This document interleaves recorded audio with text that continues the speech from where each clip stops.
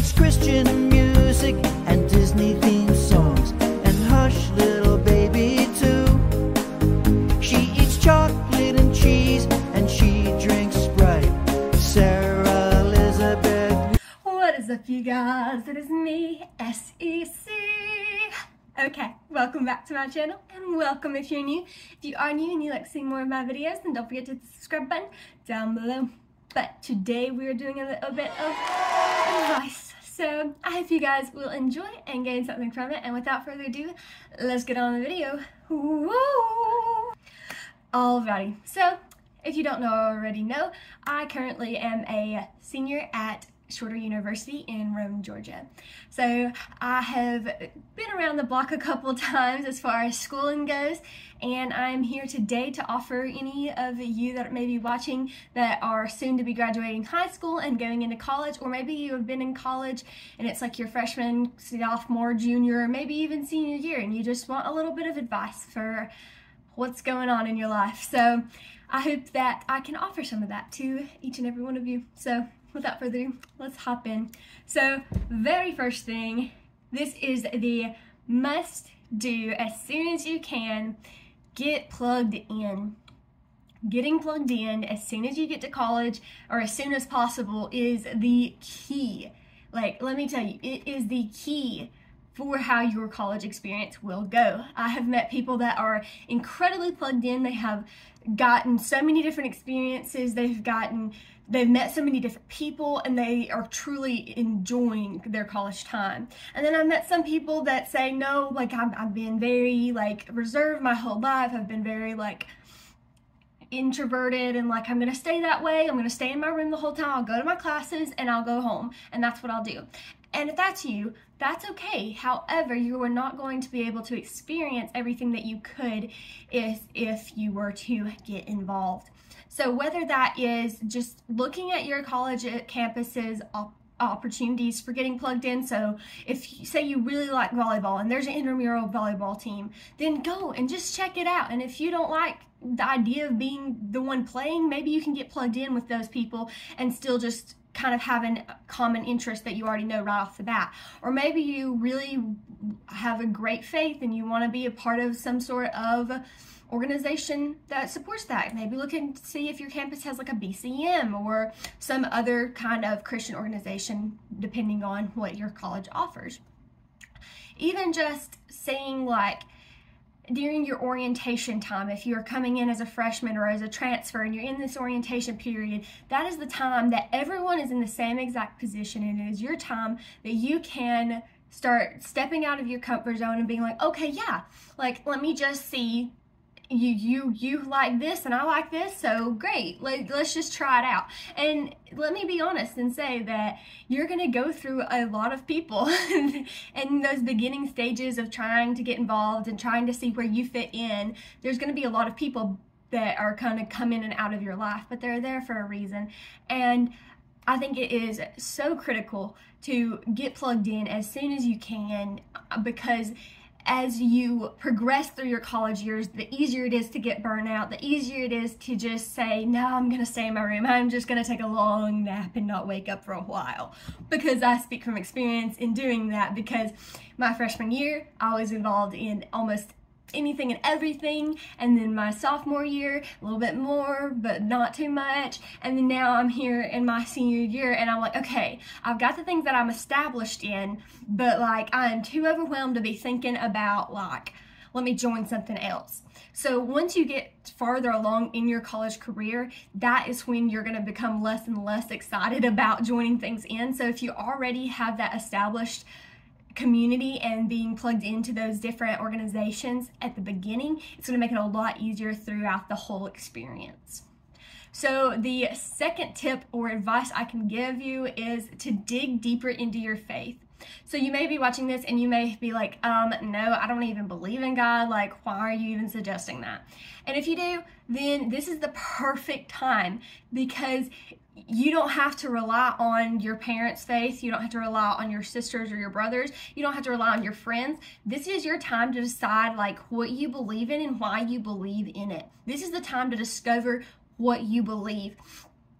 this is the time that if you are a believer, if you do believe that Jesus Christ is your Lord and Savior, and you say, yeah, like I grew up in church, like this is nothing new to me. This is the time that you get to separate yourself from everything you've known, and this is the time that you get to explore and dig deeper into what you already believe. This is the time that you're going to meet people from all different backgrounds and all different belief systems, and you have to truly decide what you believe and why you believe it. But this is also the time that you get to really discover it for yourself. You're not relying on anyone or anything other than your faith. So I highly encourage you that if you already are a believer, or if you're not and you're like, that is not for me, give it a shot. Read your Bible, find out, and see what you actually believe and why you do believe. So trucking right along, next we're talking about finding what you are passionate about. So in college, you are most likely coming to get a degree so that you can have a better career in the long run. However, please, for all that is lovely, please do not go after the money. If you are super passionate about being a lawyer or being a doctor because you truly enjoy debating, or you enjoy showing justice, or you enjoy caring for people, then please go after that. But if you have no interest whatsoever other than the fact that it is a high-paying career, please do not do that, because you're going to be in these classes for at least a 2 to 3 year period, if not 4 to 5, maybe even 6. So you're going to be in this for the long run. So you need to be able to be enjoying what you are learning and be able to be passionate about that, because that is going to affect how you perform in your classes. So when deciding a major, you don't have to make a decision right off the bat. Please take your time and truly search and decide what you are passionate about, not what your parents are passionate about, not what your friends are, not what you think will make you the most money or make you the most famous or make you the most anything other than the most happy.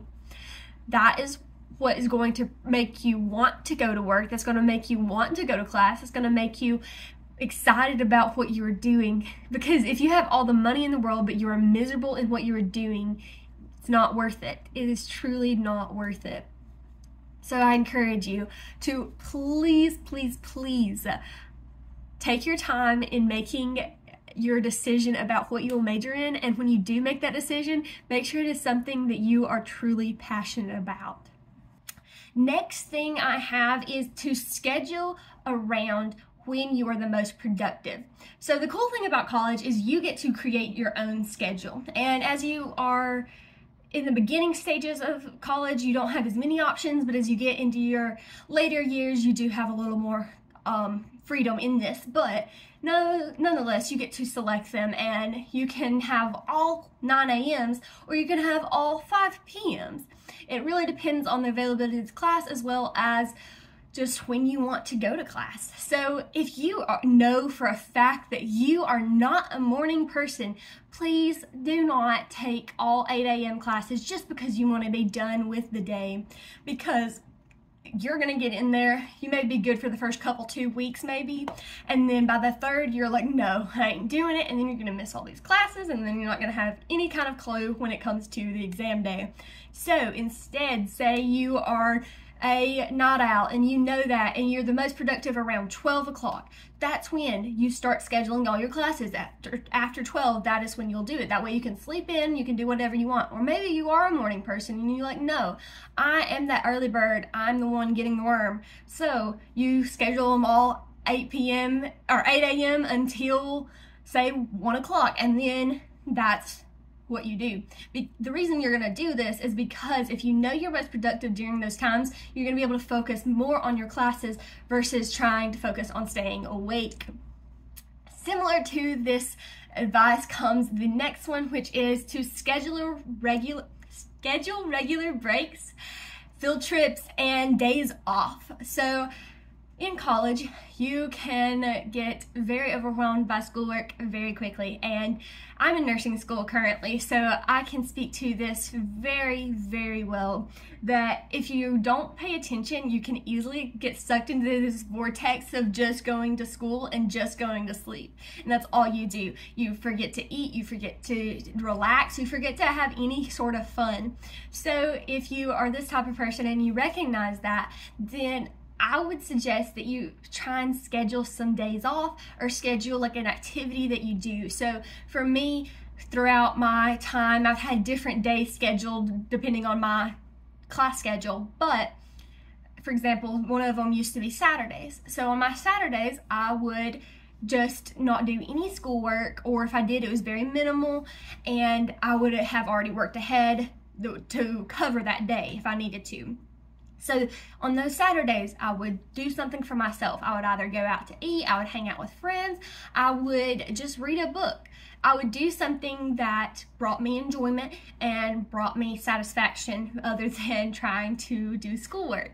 Because if you don't, you're going to get so built up with anxiety and so built up with stress, and just you're going to be worn down by the end of it. By the end of the semester, you're going to be a walking zombie. So instead of doing that and trying to push yourself to the max, your schoolwork's not even going to be better by doing that. Because if you don't take any time to rest in those moments of studying, you're going to end up falling flat because your brain is going to give up on you. So you have to give it time to relax. So in doing that, you can say, hey, buddies, I'm going to go here. Do you want to go here with me? And you can kind of build in those times of socialization if you are not naturally a social person, or if you are naturally inclined to get sucked into that work vortex. All right, next up, kind of piggybacking off the other one, we have find your people. So this kind of goes along with all of the points I have already said, in that you have to try and get plugged in and also have days off and stuff like that. So it always makes it easier to do both of those if you have your people, if you find your people. And as I said earlier, orientation is a fantastic time. Those first couple weeks in the semester is going to be the best time for this to happen, because everyone's new and excited and ready to make changes in their lives. They are ready to meet and mingle and do all the stuff because they're at college now and they want to have the college experience. So in doing that, you have to just kind of step out, because this is one of those times where if you are the most introverted person ever, or if you're the most extroverted person ever, y'all are in the same exact position where you may or may not know anybody there, and you're in a new city, you're in a new environment if nothing else. And it forces you to say, okay, let's just try it out. Because here's the thing, if you're on a big campus, or even if you're on a small campus, my campus is it's less than 2,000 people, okay? So it's a very small campus. However, I don't know every single person on this campus, and if I do, I have saw them, but I don't talk to them. So if you are scared about making a fool of yourself and you don't want to put yourself out there because of that, take comfort in knowing that if you don't click with somebody, you most likely will never have to see them again. So maybe that can help encourage you to kind of step out in a situation where you might not normally, so that you can find your people. Next is the most important thing, in my personal opinion. I think that I saved the best for last, and that is prioritize your sleep. I have met numerous students while being on this campus, as well as other campuses in the past. I have met so many college students that pull all-nighters for no reason. Y'all, please prioritize your sleep, because as I said before, your brain needs the rest. You can cram information like nobody's business, but if you don't give your brain time to digest that information, it's going to go in one ear and out the other. So please, please, please prioritize your sleep. 8 hours is the recommended time. However, I do recognize that not everyone is going to want to go to sleep at 9 o'clock in the morning to wake up at 6. But if you know that you have class at 8 a.m. and you have an exam during that class, then prioritize studying throughout the week prior to the exam rather than trying to study this day before, because you're going to learn better, you're going to retain more if you progressively study versus then cramming. So please, I beg and I plead, please prioritize your sleep, because you're going to have so much more energy and so much more retention of the information you are learning to be able to make the grades that you need to make to succeed. So I hope that some of this advice has been helpful to you, and if it has, then please don't forget to hit the like button down below. And also, if you have watched this video and you're like, hey, you kind of missed a couple, then please feel free to comment that down in the comment section below. And yeah, I will see you guys in the next video. Bye.